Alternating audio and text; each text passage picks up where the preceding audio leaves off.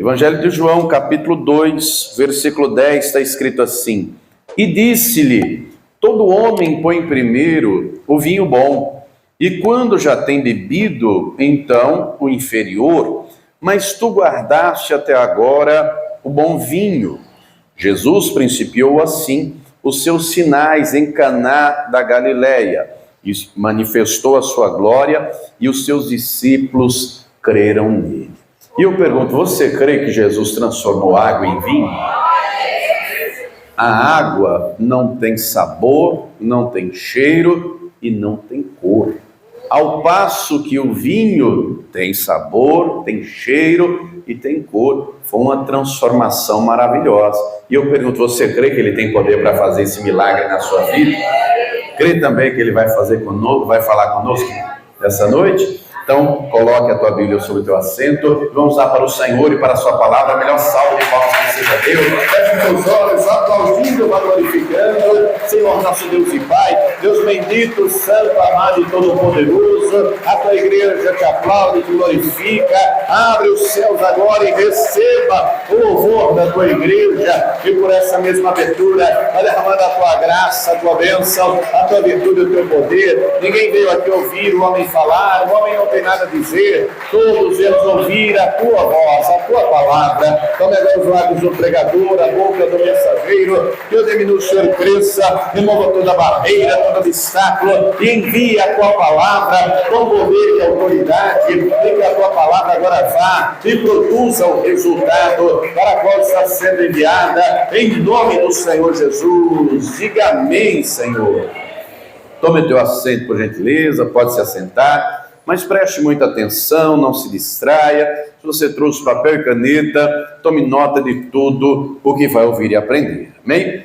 Muito bem. O Senhor Jesus, ele vem e opera milagres e maravilhas. E é interessante a maneira como o Senhor faz as coisas, né? Quando analisamos o livro de Gênesis, Deus começa com uma família, Adão e Eva, não é? Depois que acontece o dilúvio, através de uma família o mundo vai ser repovoado, que é Noé, a esposa, os filhos e as noras. Depois Deus abençoa a Abraão e a sua família e promete bênção a todas as famílias da terra. E aqui Jesus começa operando, né, seus milagres justamente numa família que está sendo formada, num casamento. Um casamento está sendo celebrado. Acompanhe comigo aqui, capítulo 2, versículo 1. O texto diz assim: E ao terceiro dia fizeram-se umas bodas em Caná da Galileia. Se você quiser anotar aí, bodas significa festa de casamento. É interessante que nós vivemos em dias, amados, que para alguns parece que esse termo, essa expressão, festa de casamento, está caindo em desuso, porque muita gente hoje em dia simplesmente vai morar junto. Nós vivemos em dias de verdadeiras aberrações da língua portuguesa, como, por exemplo, a expressão namorido. Alguém já ouviu falar? Isso não existe na língua portuguesa, né? Pelo pouco que eu estudei, eu sei que existe namorado e existe marido. Agora, fundir os dois numa palavra só é algo novo, né? Mas são os dias em que vivemos, né? A turma aí já vai fazer as coisas, já vai conviver sem sequer passar algumas etapas. Mas muito bem, nesse tempo aqui a turma zelava. E aí diz o versículo 2 que foram convidados para essa festa de casamento, para essas bodas, Jesus e os seus discípulos. Muito bem, essa família que está começando, ela quer Jesus presente. E aqui já chama muita atenção esse fato, não é? Nós estamos vivendo em tempos em que o diabo não está para brincadeira. Eu não sei se vocês estão acompanhando os noticiários, eu vi, não é, com muita tristeza, mas li a reportagem falando da escola de samba que ganhou o carnaval no Rio de Janeiro, e o samba enredo foi celebrando a Exu, e a mulher lá, a principal lá que fala, vestida de pombagira. E a reportagem falando isso com a maior naturalidade do mundo.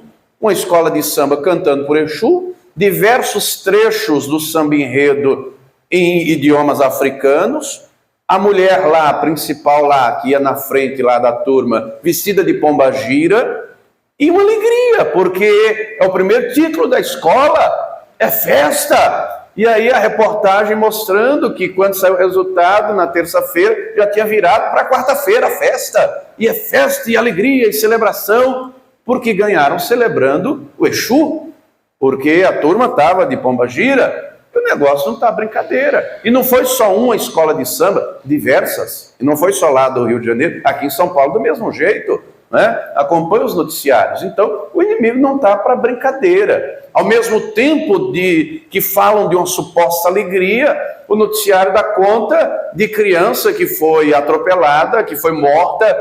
Algumas famílias que hoje estão no cemitério, enlutadas, enterrando, sepultando, porque foi atropelado por um carro alegórico. Olha só, né? São os dias em que vivemos. Então, estou te dando só um pequeno exemplo, porque o diabo não está para brincadeira, ele está para destruir. Né? Jesus deixou claro que ele vem para matar, roubar e destruir. Mas levante a mão e declare: na minha vida e na minha família, Jesus está presente. E onde Jesus está tem proteção, onde Jesus está tem livramento, onde Jesus está tem alegria, tem paz e tem felicidade. Profetize com fé: assim será na minha casa e na minha família, em nome de Jesus. Amém? Muito bem. Essa família começa assim, ela começa bem, ela quer Jesus. Mas, como eu tenho dito nesses dias, né, ninguém se programa para as eventualidades da vida. Por exemplo, você se programa para ficar doente? Eu vou passar um mês no hospital doente, internado. Ninguém se programa, por exemplo, um filho ficar doente e passar uma madrugada inteira no hospital. Já aconteceu com alguém ou não? Quem tem filho aí, né? Ou no hospital, ou em casa, lá ninando, e dá um banho, e dá um remédio, e não sei o quê. Você não se programa, acontece. Né? Você não se programa, por exemplo, acho que eu vou bater o carro, fundir o motor e gastar sei lá quanto. Não, os problemas da vida vão acontecendo. Mas muito bem, qual é o problema que vai acontecer aqui? Leia comigo o versículo 3. Eu estou em João capítulo 2, versículo 3. E faltando o vinho. Esse é o problema. Faltou o vinho. E é uma festa, e não pode faltar o vinho, porque numa festa tem que ter comida e bebida, sim ou não? E aqui o contexto do vinho é importante esclarecer, isso é fundamental. O contexto do vinho aqui representa alegria. Haja vista que o vinho está para eles como o café está para mim e para você, não é? Por exemplo, quando você vai na casa de alguém, ou recebe alguém na sua casa, imediatamente, qual a pergunta? Quer uma água? Quer um café? Esse vinho aqui, embora muitos aí tenham uma discussão teológica muito ferrenha se era alcoólico ou não, mas lá na frente nós lemos no início da mensagem o bom vinho. E o bom vinho, no decorrer da história, é aquele suco de uva que ainda não fermentou, o suco puro. Sabe aquele que a gente usa na ceia? Vez por outra eu falo, pra você trazer, é aquele ali. Qualquer vinho, se você deixar, qualquer suco de uva, se deixar no sol, vai fermentar, vai virar alcoólico, vai ser embriagante. Deu para entender? Porque, do contrário, Jesus estaria incentivando a embriaguez, e não é o contexto do texto, senão vira heresia, tá? Eu já vi, e hoje na internet, então, você que está assistindo aí, tome cuidado, está cheio de herege por aí, falando que o texto não falou. Então o vinho aqui representa alegria, o vinho aqui representa algo que faz parte da festa, faz parte da festa, era necessário ter o vinho, mas o vinho acabou. Como esse vinho acaba? Alguém não calculou, alguém não calculou a quantidade de pessoas que vinha, não é? A quantidade de pessoas que você sabe quando vai fazer uma festa, o que vai nortear a quantidade de comida e bebida é a quantidade de pessoas. Você sabe disso, né? Se você vai fazer uma recepção para 50 pessoas, a quantidade de bebida e comida é uma. Se é para 100, 500, 1000, vai aumentar muito mais. Então, alguém, por algum lapso, não calculou direito. Acabou o vinho. E nessa época aqui, minha gente, tem um contexto também. Hoje, o casamento dura algumas horas. Eu não sei em que casamento você já foi, mas eu já fui de manhã, eu já fui à tarde, eu já fui à noite. Casamento, nos nossos dias, dura algumas horas. Aqui durava dias. Durava dias. Então como é que não vai ter vinho? Significa já, vai dar ruim esse casamento. Já começou mal. Tem um mau presságio aí, não vai ser bom negócio. Mas compreenda, acima do contexto histórico, houve um problema. Que na hora não tinha como resolver. Já estava na festa, né? Não sei se você sabe, nos nossos dias tem um monte de coisa aí 24 horas. Mas nesse tempo aqui não era tão simples assim, não era tão fácil assim. Mas o texto mostra aí no versículo 3, né? Além do problema, que é a falta de vinho, a mãe de Jesus lhe disse, não tem vinho. Então, tem um problema a ser resolvido e tem alguém que não sabe como resolver, mas ela sabe quem tem poder para resolver.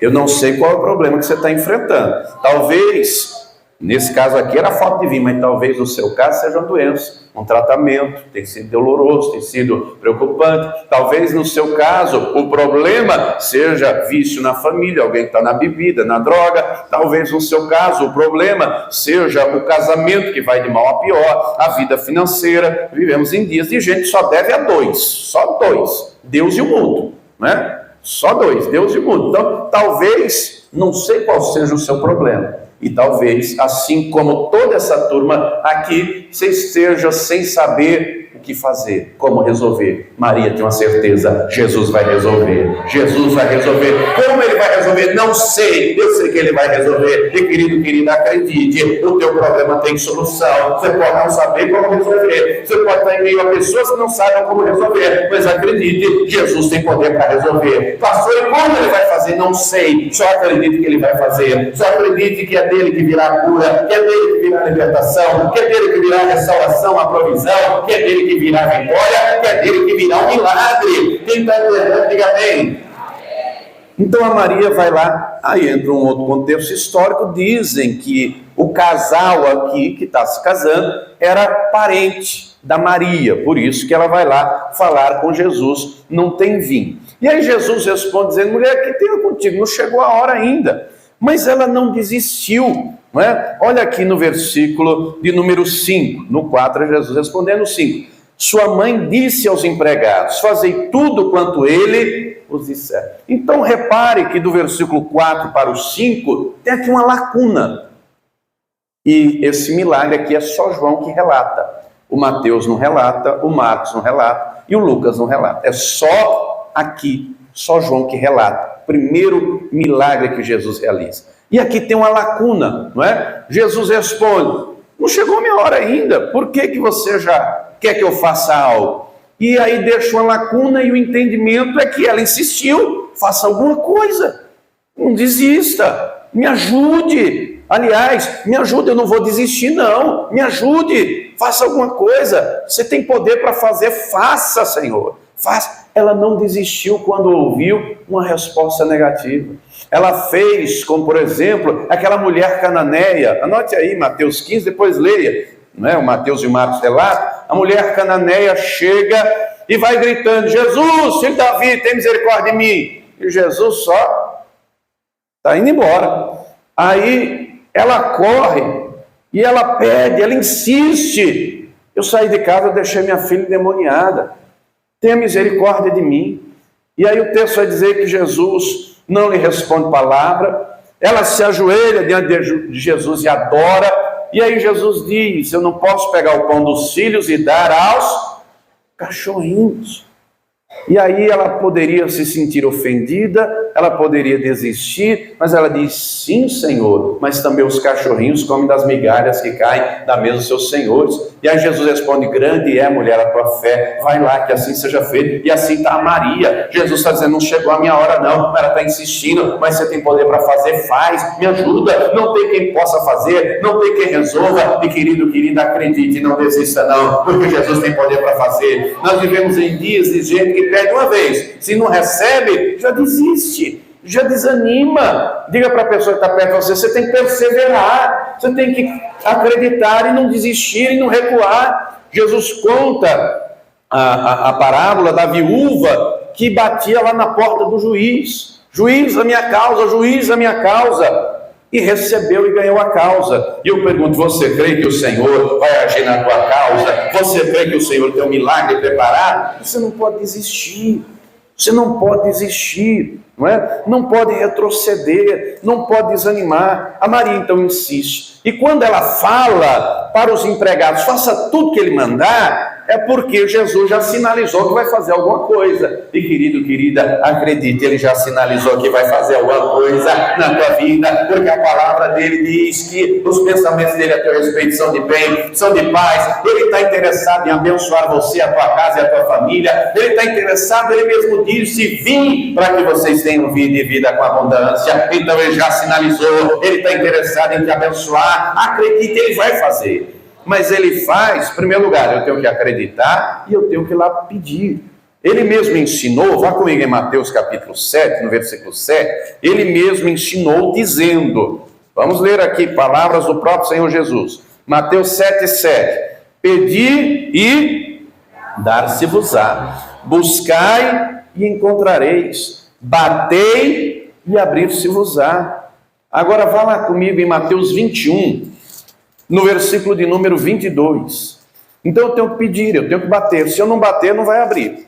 Se eu não pedir, eu não vou receber. E aí ele explica aqui como pedir. Mateus 21, versículo 22.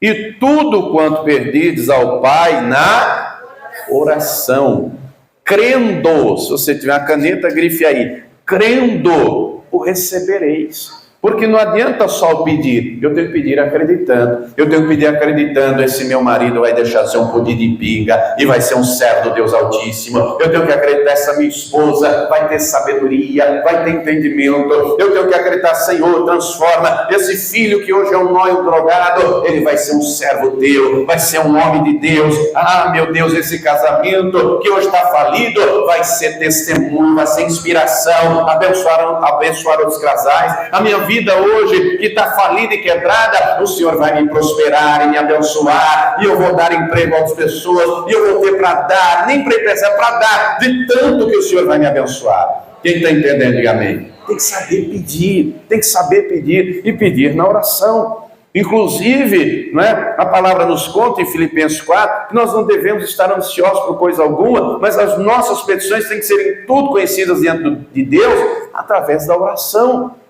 A Maria vai lá, a Maria pede, e ela dá uma ordem aos empregados, faça tudo o que ele disser. Pergunta aí para a pessoa que está do lado, quer viver um milagre? Ô pastor, claro que eu quero, mas está disposta a fazer tudo que Jesus mandar? Porque muita gente só quer viver o milagre, mas não quer fazer o que Jesus manda. Ô querido, para Jesus fazer um milagre na tua vida é um detalhe, ele quer você para ele.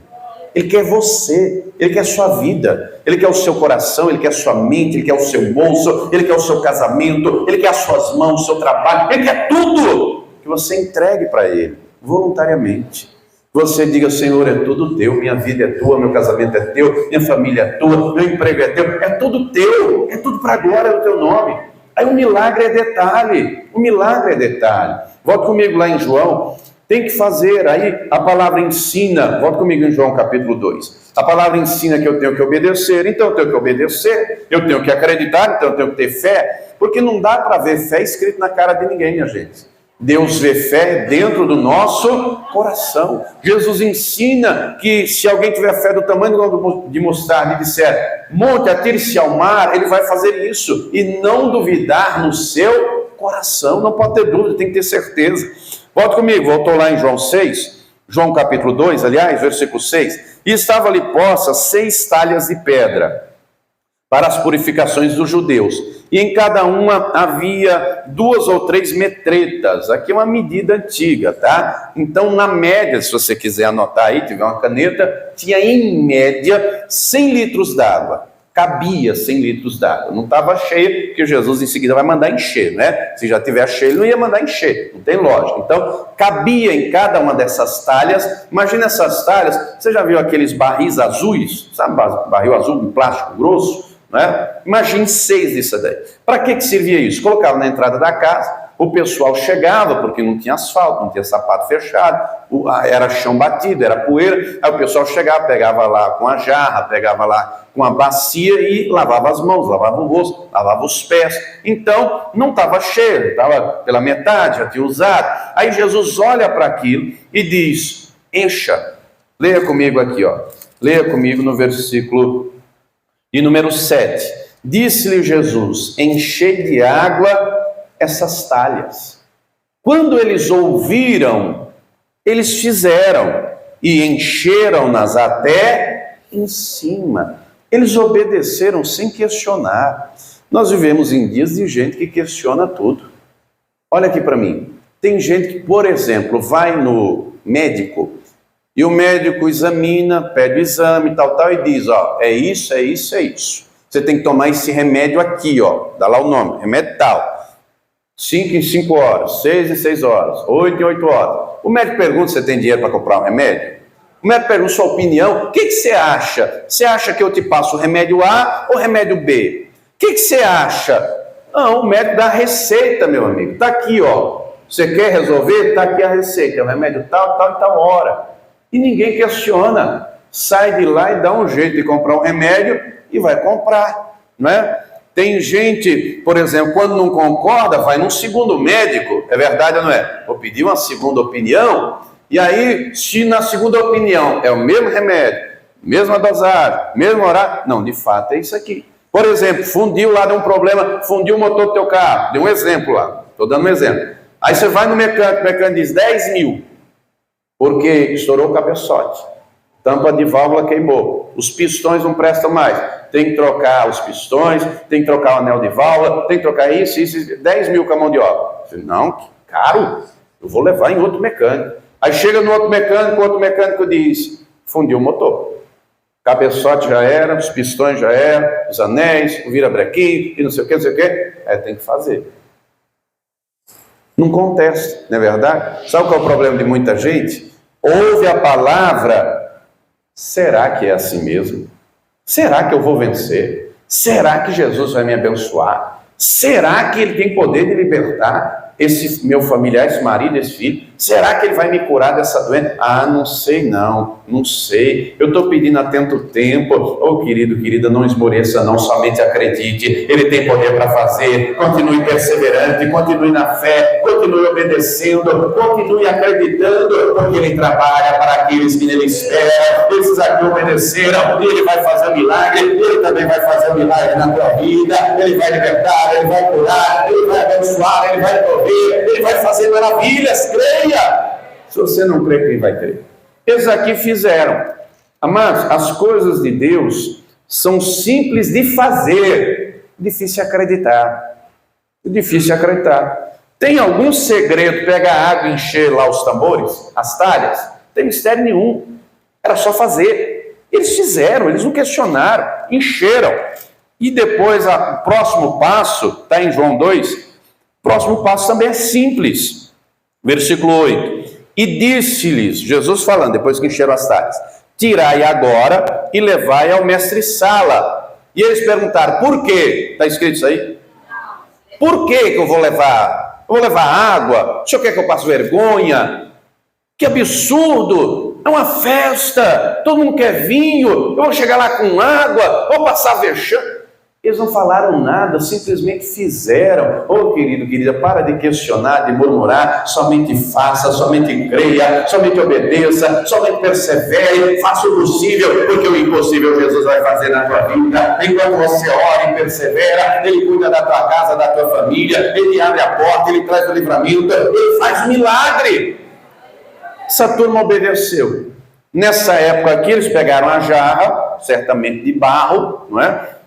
Fiaram lá, e eles estão vendo que é água. Eles acabaram de encher água, está cheio lá. Enfiaram a jarra d'água e sai daqui, vão lá ao mestre-sala, não é? Aquele que estava dirigindo lá a festa, né? Hoje mudou a nomenclatura, mas é basicamente a mesma coisa. Mas chega lá e vai entregar o vinho, e despeja o vinho no copo. Olha o que diz aqui, ó, versículo 9. E logo que o mestre-sala provou a água feita vinho. Se você tiver uma caneta, grife aí. água feita vinho. Água transformada em vinho. Como eu disse no início da mensagem, água não tem cor, não tem sabor, não tem cheiro. Não tem cor, sabor e cheiro. Ao passo que o vinho é justamente o oposto. O vinho tem cor, o vinho tem sabor e o vinho tem cheiro. Olha só. Foi uma transformação completa. E querido, querida, Jesus quer fazer isso na tua vida, viu? Ele quer fazer isso na tua casa, Ele quer fazer isso no teu trabalho, Ele quer dar sabor à vida, Ele quer dar cor, Ele quer dar alegria, Ele quer operar. Deixa marcadinho aí, Eclesiastes 9, olha o que diz o versículo 7. Eclesiastes 9, versículo de número 7, está escrito o seguinte, leia comigo, Eclesiastes 9, versículo 7. Vai, pois, come com alegria o teu pão e bebe com bom coração o teu vinho, pois já Deus se agradara das suas obras. Nós encontramos diversos textos nesse mesmo sentido. Deus falando para beber o vinho com alegria. Vinho representa aqui alegria. E no contexto desse milagre, uma transformação completa. Uma transformação completa. A festa que tinha tudo para dar errado, agora não vai mais dar errado, vai dar certo. Um casamento que poderia começar falido, vai começar com a bênção de Jesus, com a provisão dele. Uma família que poderia já ser marcada desde o início por um trauma. Alguém lembra da festa de casamento aí? Quando você lembra da festa de casamento, o que você lembra? Do meu, eu lembro de um padrinho que atrasou. O que você lembra? Comida não faltou, comida tinha muita, graças a Deus. Deus proveu muita comida, muito refrigerante, muita comida. Mas o que marcou no teu casamento? No meu, foi um padrinho que atrasou. Não foi só um padrinho, eu casei em Barueri, mas veio de Santo André um ônibus de gente. E o motorista se perdeu. E ele estava do outro lado de Barueri. E a minha esposa, a pastora Mara, amor de pessoa, não é? Ela estava braba, viu? Sabe o que ela disse? Falou para a tia dela, veio falar para mim, fala para ele casar com o padrinho. Eu já estou 1 hora esperando. Vão dizer que foi a noiva que atrasou e eu não atrasei, eu estou aqui, eu já estou derretendo essa maquiagem que eu fiz. Fala para ele casar com o padrinho. E aí, quando a tia dela chega com essa notícia, eu falei, vamos começar agora. Vamos começar agora aqui, casar com o padrinho, arruma outro padrinho. Chamei um primo, falei, Didi, vem aqui, você vai ser o padrinho agora, né? E aí, ao mesmo tempo, pedi para 2 amigos, falei para o motorista, liguei, falei, então onde? Falei, fica aí. Peguei o endereço, está na Rua da Prata. Pedi para 2 irem de moto, um traz o padrinho na garupa e o outro fica lá para guiar o ônibus. Mas Deus é tão bom que começou o casamento, os padrinhos começaram a entrar. Quando estava chegando na metade final, esse amigo meu ia entrar junto com a minha tia, eu já deixei orientado, Didi, você vai entrar com a tia. Se o fulano não chegar, você entra. Se ele chegar, tudo bem. Na hora exata que é para entrar, o Benedito chega. Oh, glória! Mas quando eu lembro do meu casamento, eu lembro, o padrinho atrasou. Imagina esse casal aqui. Foi um vexame. Acabou o vinho. Foi uma vergonha. Nunca em casamento nenhum faltou vinho. No nosso faltou vinho. Que vexame, que vergonha. Imagina a mulher falando para o marido, se a minha esposa, por causa de um atraso de meia hora, já queria desistir, imagine essa aqui. Como ia ser marcado esse casamento? Mas num casamento onde tem Jesus não falta provisão. Num casamento onde tem Jesus não falta milagre. E querido, querida, Jesus quer entrar na tua vida, na tua casa. Talvez você esteja vivendo uma vida sem cor, sem sabor, sem cheiro. Não tem motivação, não tem inspiração, não tem gosto de viver. Mas Jesus quer dar esse gosto para você. Porque Ele tem a saúde que você precisa, a alegria que você precisa, a libertação que você precisa, a vitória que você precisa. Quem entendeu, diga glória a Deus. Volte lá comigo em João capítulo 2. Volte lá comigo em João. Quando o mestre Sala bebeu, ele vai elogiar o noivo, o esposo. E ele vai dizer o seguinte no versículo 10. Ele não sabia de onde veio aquele vinho. Os empregados sabiam que era água transformada em vinho. E não era um vinho qualquer. Olha o que o mestre Sala diz ao noivo. João 2, versículo 10. E disse-lhe, todo homem põe primeiro o vinho bom. E quando já tem bebido bem, então o inferior. Se você quiser anotar aí, o que era esse inferior? A turma misturava água, tá? Misturava água lá para dar uma aumentada, para dar um volume. Só que se mistura água. O vinho tem cor, tem sabor e tem cheiro. Se mistura água, vai perder a cor, o sabor e o cheiro. É o que ele está dizendo. O camarada era acostumado a celebrar casamentos, a organizar festas, eventos. Aquilo ali era uma praxe. Era normal. Coloca primeiro o top, o melhor, o mais saboroso. Depois já bebeu, já perdeu o paladar, coloca aí o ruim, coloca mais ou menos. Mas ele chega no noivo para dizer: todo homem põe primeiro o vinho bom. E quando já tem bebido bem, então inferior. Mas tu guardaste até agora o bom vinho. O noivo está sendo elogiado. E querido, querida, compreenda por que o primeiro milagre de Jesus é no casamento. Porque a noiva representa a igreja e ele representa o esposo. E para a igreja dele tem paz, tem alegria, porque é o noivo que cuida, é o noivo que guarda, é o noivo que abençoa, é o noivo que tem milagres e maravilhas. E ele tem para você uma vida alegre, uma vida feliz, uma vida abençoada, uma vida inspirada por ele. Quem crê nisso, diga glória a Deus. Levante as mãos e declare: não vai faltar nada, o milagre vai chegar, a vitória vai chegar, e eu vou viver uma vida alegre, celebrando, porque o Senhor está na minha vida. Quem entendeu, diga glória a Deus. Jesus, diz o versículo 11, principiou assim os seus milagres, os seus sinais em Caná da Galileia, e manifestou a sua glória, e os seus discípulos creram nele. E ele quer manifestar a glória dele agora na tua vida. Ele quer manifestar a glória dele agora na tua casa. Ele quer manifestar a glória dele agora na tua vida, para você celebrar e dizer: é o meu Senhor, que não me deixa faltar nada. Ele tem o bom vinho da alegria para mim. Ele tem o bom vinho da paz para mim. Ele tem o bom vinho da vitória. Eu vou celebrar com alegria. Quem crê, diga glória a Deus. Se coloque de pé que nós vamos orar. Talvez você entrou aqui hoje e a sua vida esteja insossa, sem cor, sem sabor. Talvez você entrou aqui hoje diante de um problema, sem saber o que agir, o que fazer, mas Jesus é a solução, Jesus é a resposta. Ele transforma a água em vinho, ele transforma o problema em vitória, ele transforma a luta em bênção, ele transforma a dificuldade em testemunho, amém? E assim como ele transformou a água em vinho, ele quer operar uma transformação na sua vida. Ele quer mudar o contexto, de desespero para celebração, de tristeza para júbilo, de angústia para felicidade. Amém?